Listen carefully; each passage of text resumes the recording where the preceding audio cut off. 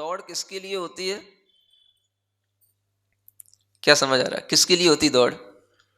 अपनी इच्छा की पूर्ति के लिए होती है। समझ आ रहा है? इच्छा कब बनती है?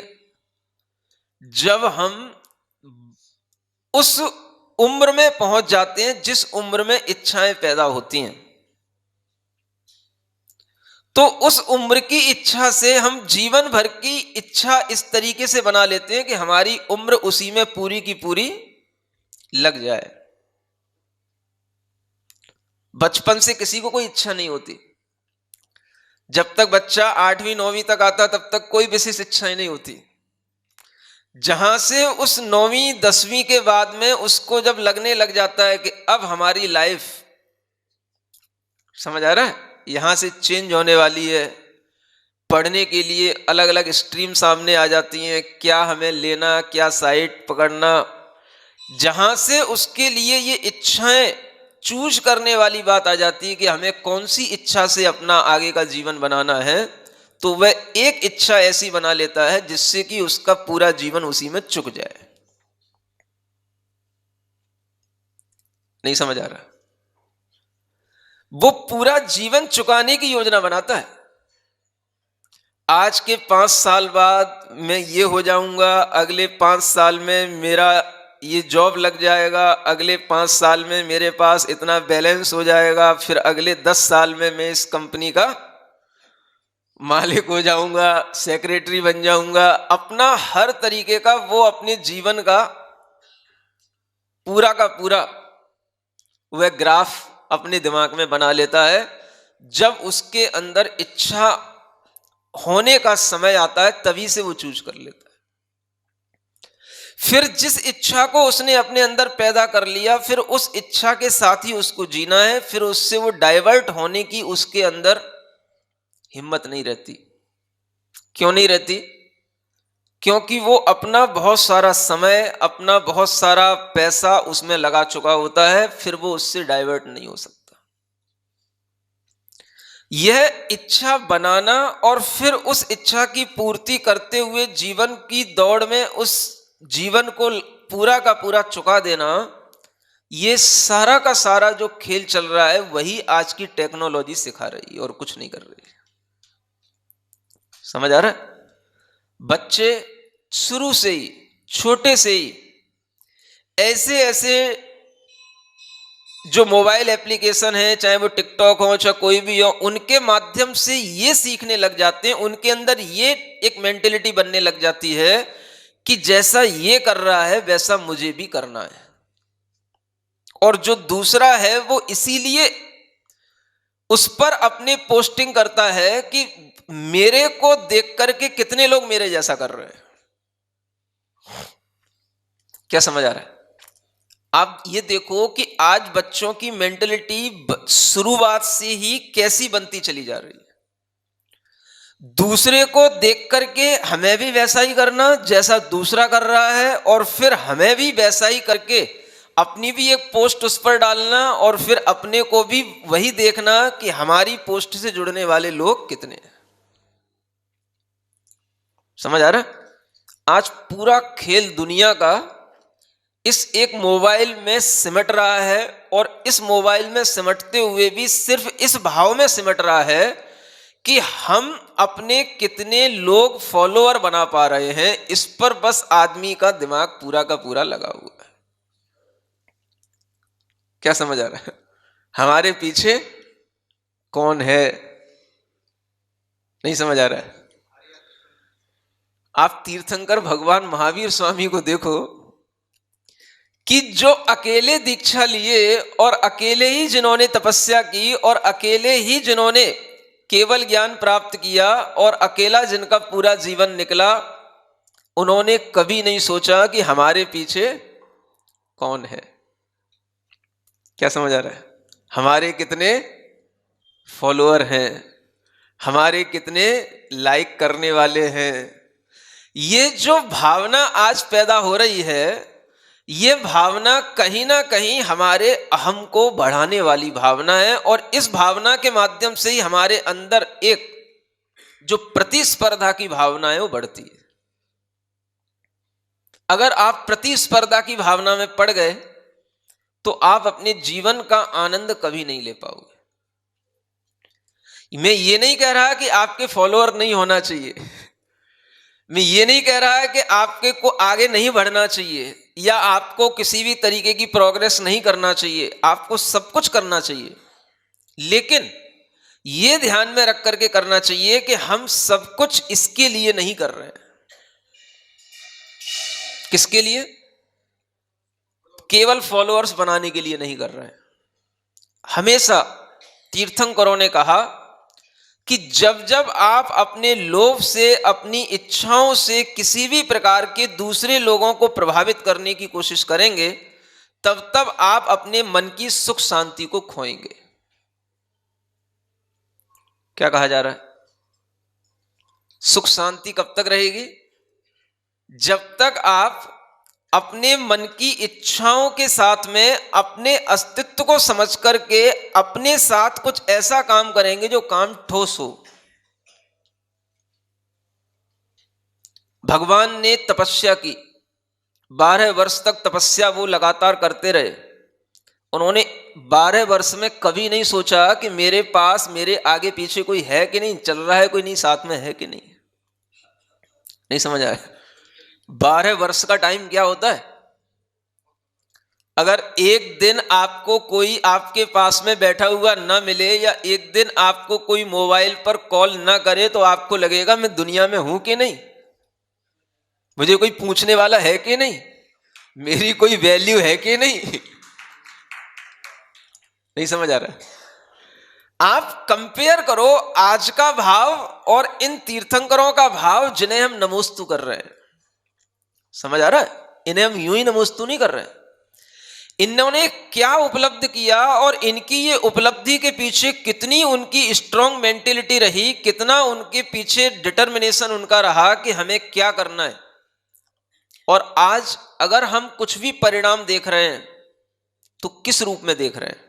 एक व्यक्ति वह है जो केवल बाहर के दुनिया में जुड़ा हुआ है, बाहर की दुनिया से ही बस अपना संबंध बनाए हुए है और उसी में वो खुश हो रहा है।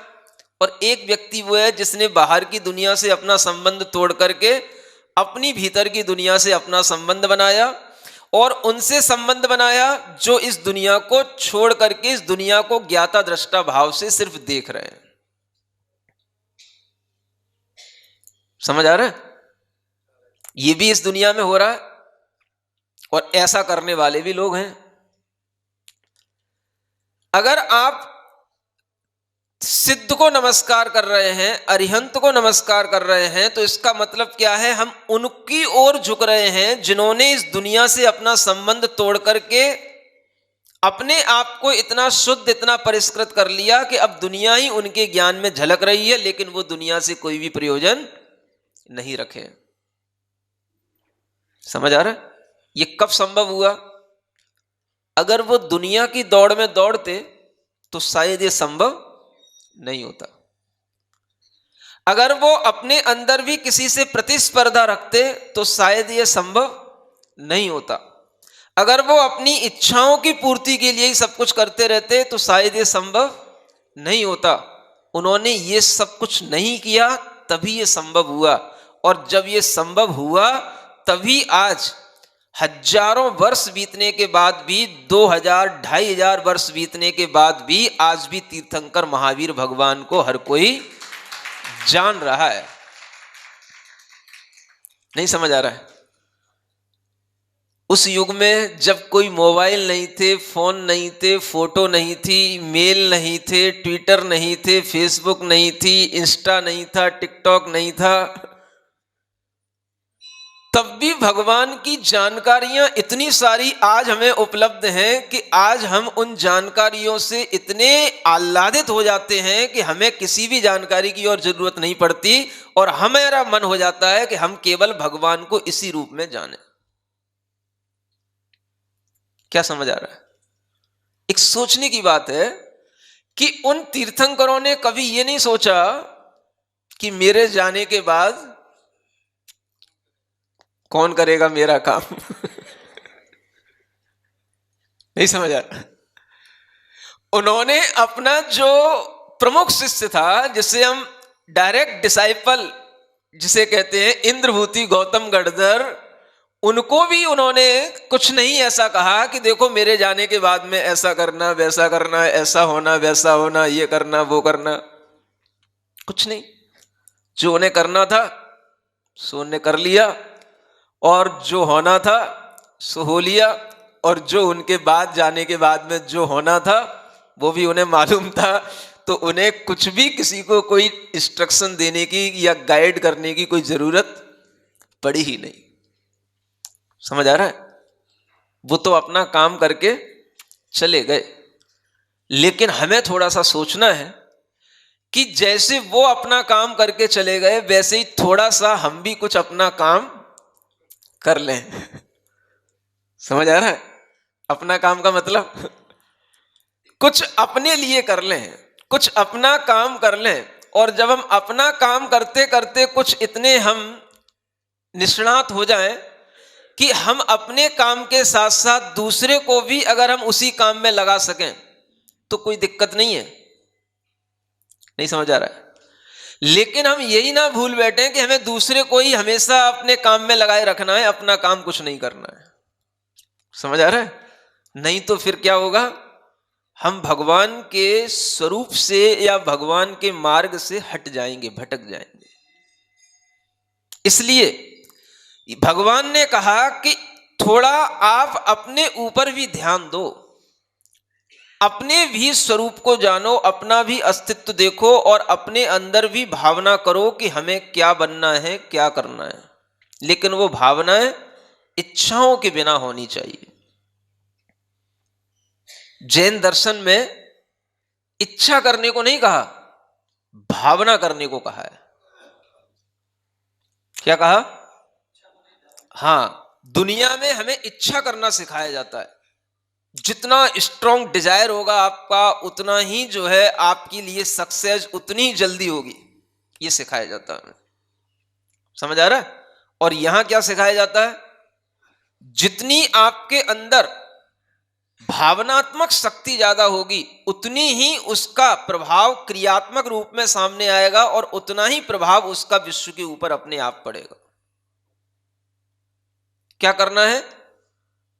इच्छा की भावना। इच्छा हमें बाहर की ओर दौड़ाती है और भावना हमें ऊपर की ओर उठाती है। समझ आ रहा है?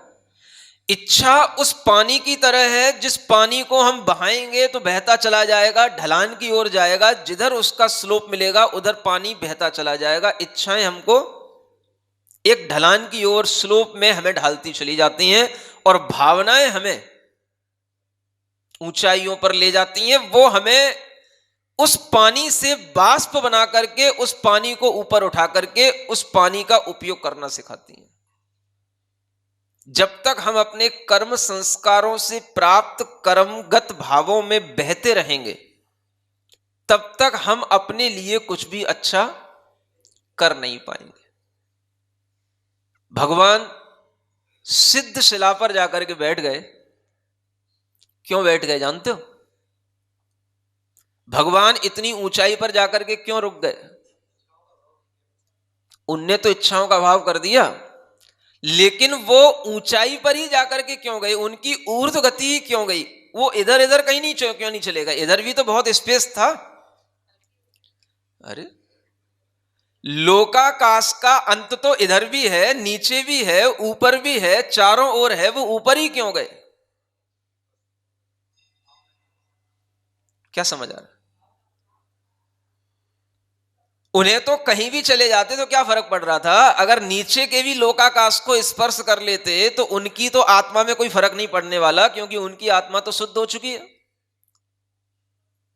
वो नीचे की जाकर के तनुवाद वलय के नीचे की ओर भी जाकर के नीचे भी बैठ सकते थे। क्या सुन रहे हो?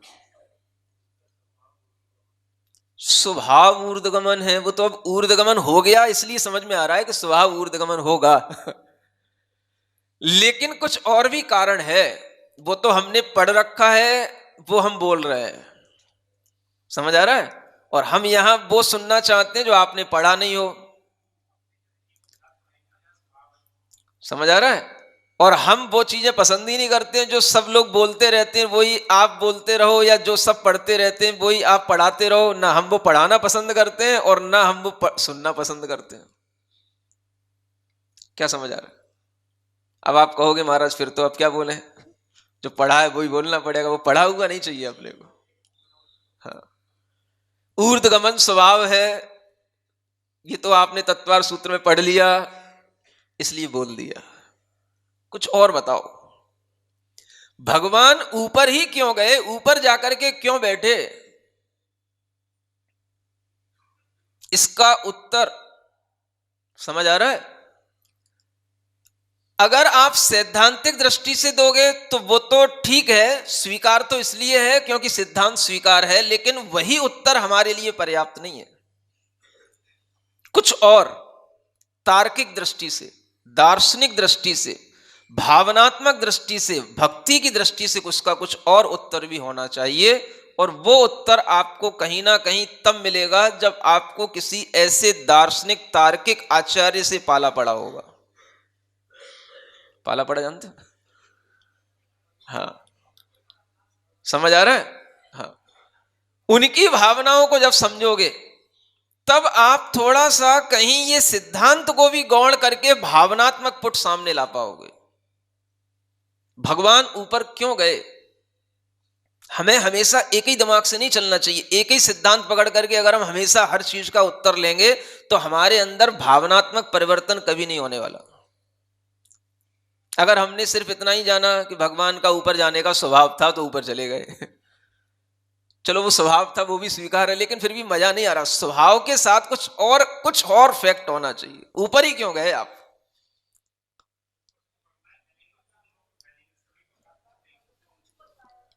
है क्या? नहीं, ऊंचा पद तो पद का वहां बैठने, पद का वहां पद पे पाने के लिए ये सब तपस्या की थी क्या? पद पे बैठने गए क्या? पद तो भीतर है ना। उच्चता तो यही मिल गई जब आप सिद्ध बन गए तो आपके अंदर से सब कर्म नष्ट हो गए, आपके अंदर अनंत ज्ञान आदि शक्तियां उत्पन्न हो गई, तो उच्च तो आप यहीं पे हो गए। वहां जाके क्या उच्च हो गए? उच्चता तो यहीं मिली, सिद्ध तो यहीं हुए। अब सिद्ध होने के बाद में आप कहीं भी जाएंगे आप उच्च ही कहलाएंगे। अगर आप लोक के जैसे ऊपरी भाग पर बैठे हैं, अगर नीचे के भाग पर भी बैठेंगे तो क्या उच्च नहीं कहलाते?